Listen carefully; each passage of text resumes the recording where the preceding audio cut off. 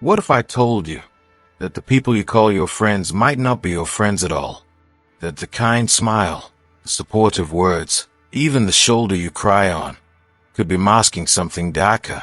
Carl Jung, one of the greatest minds in psychology, tried to warn us. He believed most of us walk through life blind to the hidden motives of others, especially if you're an empath. Because if you're someone who feels deeply, who gives without expecting, then you're exactly who the narcissist is hunting. You've been taught to trust, to see the good in everyone. But what if that's the very reason you keep getting hurt? This isn't just about friendships. It's about survival. In this video, we're peeling back the mask to expose what Jung knew all along, and why empaths must wake up before it's too late. So stay with me till the end, because by the time this video's over, you'll never look at friendship the same way again. And if this message hits something deep in you, drop a comment and let's talk. Or hit subscribe, because this journey, it's just beginning, and you're not walking it alone anymore. You think they're your friend. You laugh with them. You confide in them. You even defend them when others question their loyalty. But what if that connection you feel is an illusion? Carl Jung understood something that most people still struggle to see today, that real friendship is far more rare than we want to believe. For empaths especially, this truth cuts deep. Empaths are wired to feel. They sense the emotions of others like a second skin. They're the healers, the listeners, the ones who pour their energy into others without always questioning what's being given in return. And that's exactly what makes them vulnerable to those hiding behind masks. Narcissists, the ones who charm you, flatter you, and mirror your every thought, often slip into the lives of empaths undetected. Not as enemies, as friends. They study you. They figure out your needs. They tell you what you want to hear, not because they care, but because they want something from you. Attention, validation, energy. Over time, you may start to feel drained, confused, even guilty. And still, you tell yourself, they're just going through something, or they didn't mean it that way. But deep down, a quiet voice whispers that something is off. Jung would say you're sensing the shadow, the part of a person they refuse to acknowledge but can't help projecting. That shadow often finds its target in empaths, who unknowingly carry the emotional weight for others. The narcissist doesn't see you. They see what they can get from you. They don't love you. They love your light, and they feed on it. And yet, because you see the best in people, you keep holding on. You keep giving chances. You keep calling it friendship. But friendship, true friendship, requires reciprocity. It requires honesty. It requires safety. And most importantly, it requires that both people see and accept each other's full humanity, not just the version that benefits them.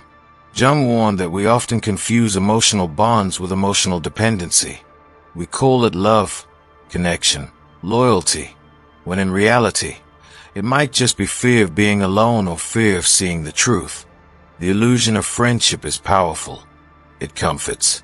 It keeps us from facing the painful reality that not everyone around us is who they claim to be. But when the illusion fades, what's left is clarity. You realize who truly stands with you. Not when things are easy, but when you have nothing to offer but your truth.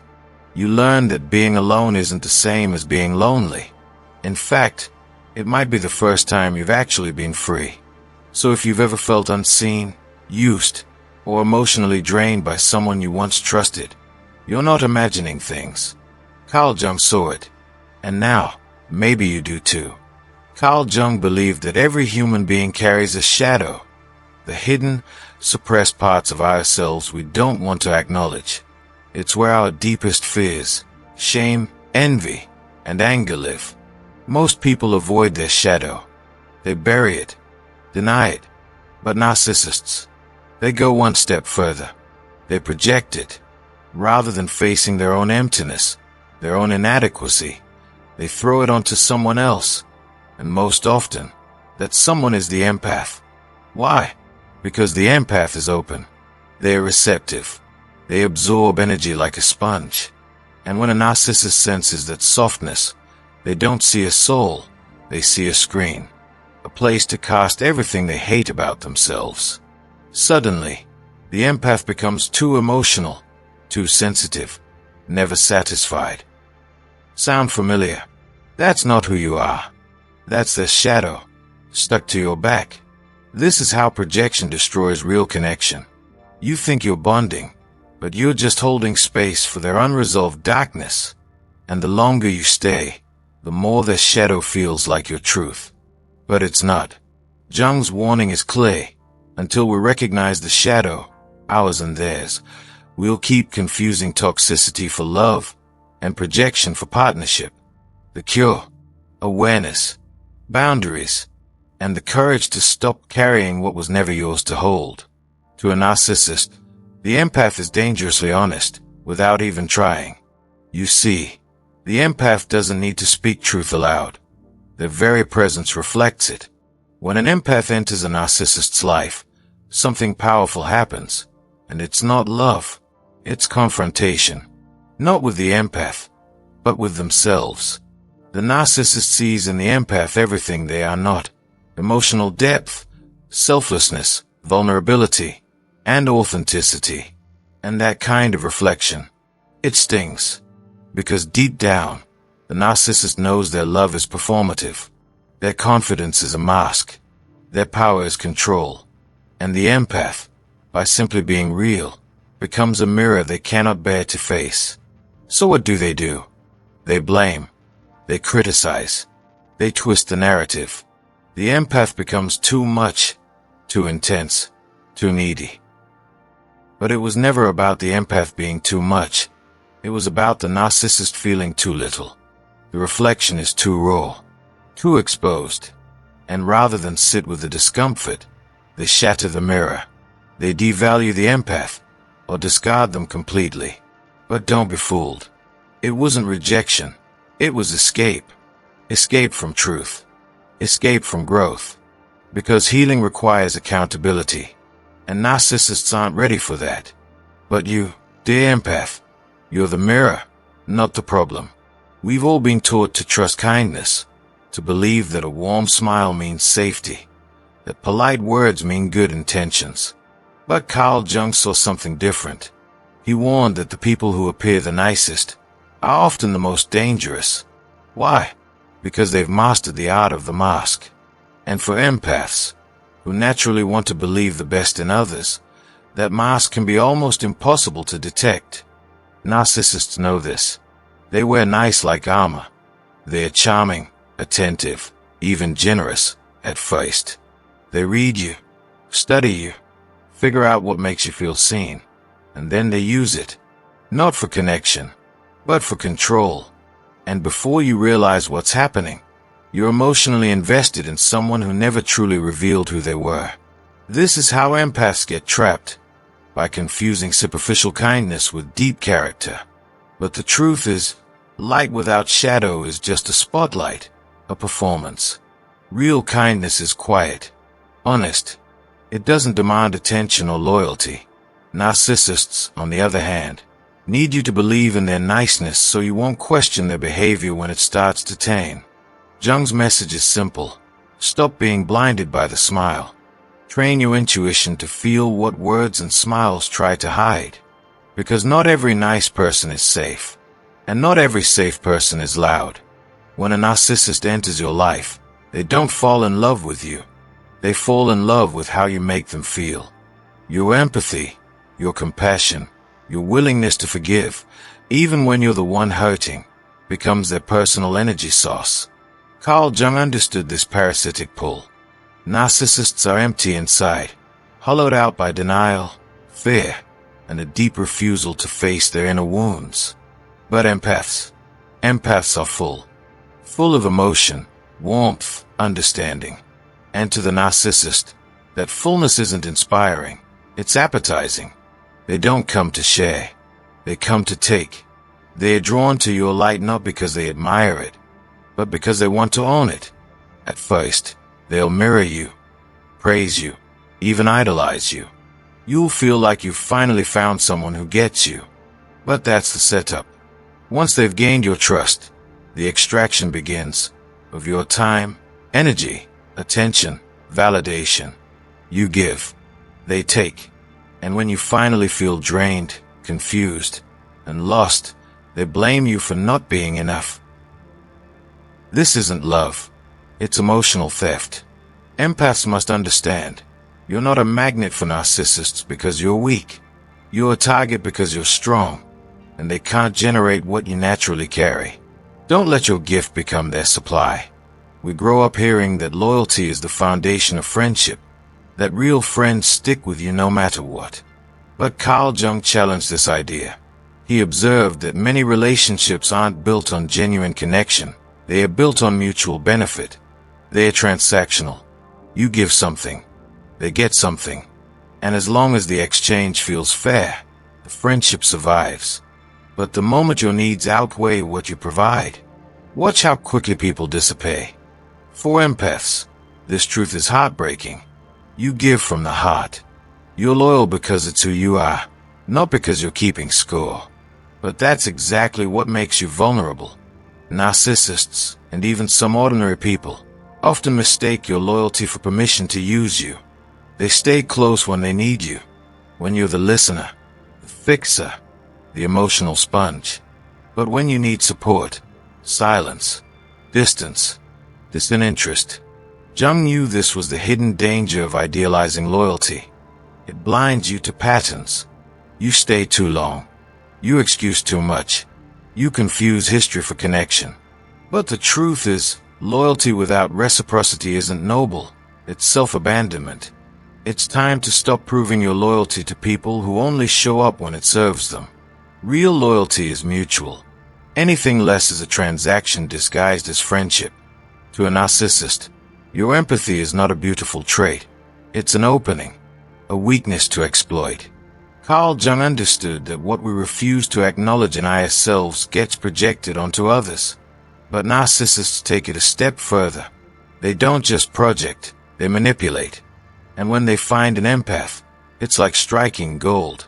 You feel everything deeply. You give people the benefit of the doubt. You want to understand rather than judge. And that's exactly what makes you easy to trap. They cry to you not because they are vulnerable, but because they know you'll stay. They apologize not to change, but to reset the cycle.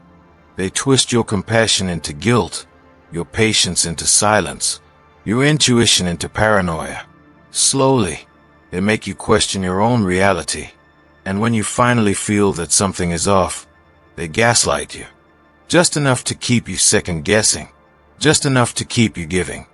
Jung would call this the misuse of psychic energy, the manipulation of inner light for dark purposes. But here's the truth. Your empathy isn't the problem. The misuse of it is.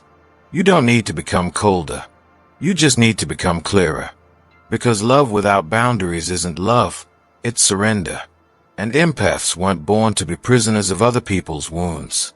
There's a kind of loneliness that hits differently. It's not the absence of people, it's the absence of connection. You can be surrounded by friends, family, co-workers, and still feel like no one truly sees you. Carl Jung understood this ache. He believed that loneliness isn't always a sign that something's wrong. It can actually be a signal that something's right. A sign that your soul is waking up, and it's no longer willing to settle for surface-level connections. For empaths, this hits hard. You crave realness, depth, energy that feels safe, not performative. But when you're constantly surrounded by masks, fake smiles, and shallow conversations, your soul starts to withdraw. Not out of arrogance, but out of protection. Jung would say your inner self is rejecting the inauthentic. It's quietly saying, this isn't your tribe. And while that kind of isolation can feel painful, it's also sacred. It means you're no longer entertained by what's fake. You're craving something more aligned, more meaningful, more true. The loneliness is not punishment, it's preparation. A stripping away of what doesn't serve your spirit, so the right people, the real ones, can finally find you. You're not hard to love. You're just hard to fool. Carl Jung didn't believe in accidents. not when it came to relationships. He taught that every person we attract into our lives is, in some way, a reflection of ourselves. Not necessarily who we are on the surface, but something deeper, something unconscious. And that truth hits especially hard when you realize the people around you don't uplift you. They drain you. For empaths, this can be a painful revelation. You're not just a magnet for emotion, you're a mirror too. People come to you with their pain, their insecurities, their chaos, and you absorb it without question. But here's the hard truth. If you're constantly surrounded by takers, manipulators, or narcissists, it's not just about them. It's about the part of you that allowed them in. Maybe it's the part that doesn't feel worthy of boundaries. The part that thinks love has to be earned. The part that confuses being needed with being valued. Jung's wisdom isn't meant to shame. It's meant to awaken. He believed that once you see the reflection clearly, you can change the image. You can choose differently. Heal the part of yourself that tolerated crumbs, and you'll stop inviting people who only bring crumbs. Because when you evolve, your circle does too.